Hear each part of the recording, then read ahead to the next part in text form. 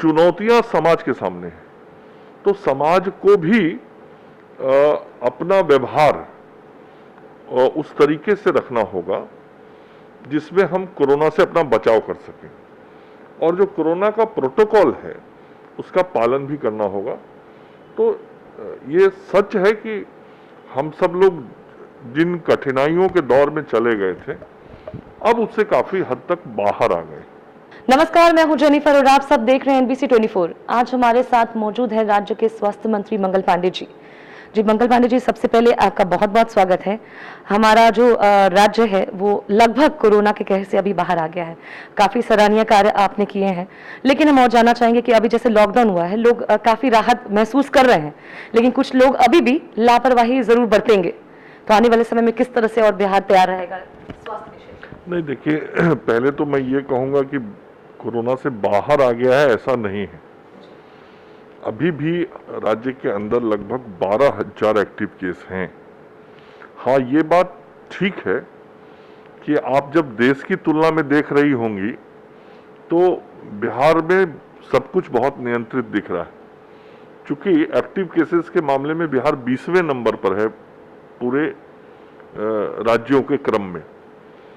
और विगत 21 दिनों में कोरोना के जो हमारे पॉजिटिविटी रेट थे उसमें बहुत गिरावट आई है, और जो हमारे रिकवरी रेट थे वो काफ़ी बढ़ गया है और आज 97.5% के आसपास पहुंच गया है। तो ये सारी चीज़ देख के लग रहा है कि हम काफ़ी उससे बाहर निकल रहे हैं, लेकिन अलर्ट रहने की आज भी ज़रूरत है, और स्वास्थ्य विभाग पूरी तरीके से अलर्ट है। और हम सब इस बात की लगातार निगरानी रख रहे हैं कि जांच में कोई कमी नहीं हो, इलाज बेहतर से बेहतर हो, और इस बीमारी से बचने के लिए जो टीकाकरण करना है उस टीकाकरण के काम को हम और कितना गति दें ताकि भविष्य में कोरोना के किसी और संक्रमण के बड़े दौर से हमको ना गुजरना पड़े। तो ये सब कुल मिला के एक बड़ा काम अभी भी हमारे सामने है, और चुनौतियां समाज के सामने हैं, तो समाज को भी अपना व्यवहार उस तरीके से रखना होगा जिसमें हम कोरोना से अपना बचाव कर सकें, और जो कोरोना का प्रोटोकॉल है उसका पालन भी करना होगा। तो ये सच है कि हम सब लोग जिन कठिनाइयों के दौर में चले गए थे, अब उससे काफी हद तक बाहर आ गए। आपसे ये जानना चाहेंगे कि अब तक लॉकडाउन हमेशा जो सरकार थी वीडियो कॉन्फ्रेंसिंग के द्वारा मीटिंग करके ये बार बार बढ़ा रही थी, इसका असर देखने को तो मिला है, लेकिन आने वाले वक्त में जो अनलॉक की स्थिति क्या यही बनी रहेगी हमेशा के लिए? अब इसी तरह से हमें उठना होगा, आर्थिक स्थिति में बदलाव चाहिए? बिहार की जनता आपकी तरफ देख के यही नजरे गड़ाई यही जानना चाहती है। नहीं, देखिए, व्यक्ति का जीवन सामान्य तरीके से चले तभी समाज, राज्य और देश बेहतर तरीके से चलता है। और व्यक्ति की जब गतिविधियां होती हैं तो आर्थिक गतिविधियां भी बढ़ती हैं, और आर्थिक गतिविधियों से ही सारा कुछ रेवेन्यू जनरेट होता है, और फिर उसी से सरकारों के कार्य होते हैं और विकास के कार्य होते हैं।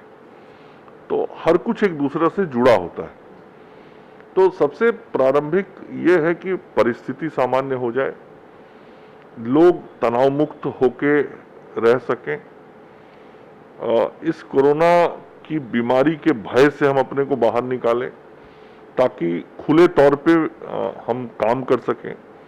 तो ये सारी परिस्थिति जब बनेगी तभी जाके जो सामान्य आर्थिक गतिविधियां हैं वो आर्थिक गतिविधियां होने लगेंगी, और एक बार पुनः राज्य और देश आर्थिक रूप से पटरी पे आने लगेगा। पहले फेज के दौर के बाद बहुत प्रयास जो आदरणीय प्रधानमंत्री नरेंद्र मोदी जी ने किया इस देश को इकोनॉमिकली फिर से रिवाइव करने के लिए, उसके सकारात्मक परिणाम आने शुरू हो गए थे, और देश के अंदर चाहे गवर्नमेंट का रेवेन्यू कलेक्शन हो या जीडीपी का ग्रोथ हो, सब चीजें आगे बढ़ने लगी थी। लेकिन फिर जब ये दूसरा दौर आया तो एक ब्रेक सा लग गया। तो हम इनसे बाहर निकले और बाहर निकल के फिर धीरे धीरे गतिविधियों को सामान्य करें। इसीलिए बहुत सोच समझ के क्रमवार तरीके से लॉकडाउन को समाप्त किया जा रहा है या कम किया जा रहा है, ताकि हम अपने जीवन की भी रक्षा कर सकें, कोरोना से बचाव भी कर सकें और आर्थिक रूप से भी स्वयं समाज को और राज्य को बेहतर कर सके।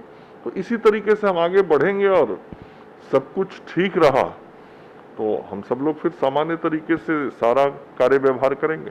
जी, हमारे सवाल के पहले आपने जवाब दे दिया टीकाकरण के बारे में, इसलिए हमारा अगला सवाल मैं शुरू करना चाहूँगी कि अभी एईएस फैला रहा है, चमकी बुखार के बारे में लोग बता रहे थे कि कुछ दिनों पहले कुछ बच्चे इसकी चपेट में आ गए थे। तो आने वाले समय में जैसे कोरोना का कहर था पिछले साल, तो हम लोग बच गए थे, हमारा राज्य बच गया था क्योंकि पहले ही से लॉकडाउन की प्रक्रिया थी और उसके बाद 2021 आया तो कोरोना की कहर शुरू हो गई।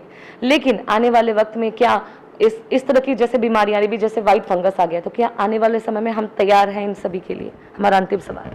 नहीं, ये इसकी जहां तक बात है, जिसको हम लोग चमकी बुखार कहते हैं, वो काफी हद तक नियंत्रित है। और आज 2 जून को आप हमसे बात कर रही हैं, तो ये जून का महीना जो होता है इस बीमारी के लिए पीक टाइम माना जाता है। और पिछले साल भी इस बीमारी पे हम लोगों ने बहुत हद तक नियंत्रण पाया था और पूरे साल में जो बच्चों की दुखद मृत्यु हुई थी वो 18 या 19 था। और अभी तक का जो आंकड़ा है, जनवरी से लेके अभी तक, छठे महीने की शुरुआत तक, कुल 21 केसेस हुए हैं। मतलब एईएस की बीमारी के बच्चे पहचाने गए और उसमें से 4 दुखद मृत्यु हुआ है। तो आप समझ सकते हैं कि किस तरीके से सारे चीजों को व्यवस्थित किया गया है और इलाज के जितने भी इंतजामात किए जा सकते हैं, बेहतर व्यवस्थाएं की जा सकती हैं, चिकित्सकों से लेके नर्सेस तक को ट्रेनिंग दी जा सकती है, वो सारे कार्य इस कोरोना के समय में भी वर्चुअल माध्यम से हुए हैं। तो मुझे इस बात का भरोसा है कि जिस प्रकार से पिछले वर्ष हम लोगों ने सारी तैयारियां की और बच्चों को बचाया, इस साल भी हम बचाने में सफल होंगे। जहां तक ब्लैक फंगस की बात है, तो हम सब जान रहे हैं कि पोस्ट कोविड बीमारी चली है और पोस्ट कोविड में जिसको खास करके शुगर की बीमारी है, डायबिटिक हैं, वैसे लोग इसके चपेट में आ रहे हैं। तो उनके जो भी इलाज के लिए आवश्यक दवाइयां हैं वो हम सब लोग उपलब्ध करा रहे हैं। एम्फोटेरिसिन दवा होती है जो इस बीमारी में दी जाती है और देश में बिहार पहला राज्य है जिसने एम्फोटेरिसिन दवा अपने मरीजों को उपलब्ध कराई। और अभी भी जो इलाज अस्पतालों में हो रहे हैं, तो मरीजों को हम लोग पर्याप्त जो दवाइयों की ज़रूरत है वो उपलब्ध करा रहे हैं। और जो सरकारी अस्पताल है, सभी सरकारी अस्पतालों में मुफ्त दवाइयाँ दी जा रही हैं। AIIMS Patna, IGMS Patna, PMCH, NMCH में डेडिकेटेड वार्ड बनाए गए हैं। आईजीएमएस में तो 100 के करीब मरीज हैं हमारे। और इस बीमारी में एक मरीज को बचाने के लिए जो एम्फोटेरिसिन की टीका दी जाती है, चिकित्सकों का कहना है कि एक मरीज को कम से कम 60 और अधिक से अधिक 100-110 टीका तक देना पड़ता है, मतलब वायल देना पड़ता है। और एक की कीमत लगभग 5,000 रुपये। मतलब एक मरीज को बचाने के लिए राज्य की सरकार आज 3 लाख से 5 लाख रुपए तक की दवा केवल खर्च कर रही है। तो इस तरीके से हम अपने मुख्यमंत्री के नेतृत्व में संवेदनशीलता के साथ कार्य कर रहे हैं और लोगों को बचाने का काम भी कर रहे हैं। उम्मीद है आने वाले समय में बिहार की जनता और राज्य सरकार दोनों मिलकर इस बीमारी से आगे निकल पाएंगे और आर्थिक तंगी से जो हमारा बिहार जूझ रहा है उससे भी बाहर निकल पाएंगे। तमाम खबरों के लिए यूं ही देखते रहिए NBC 24। सहयोगी राकेश के साथ मैं जेनिफर, NBC 24।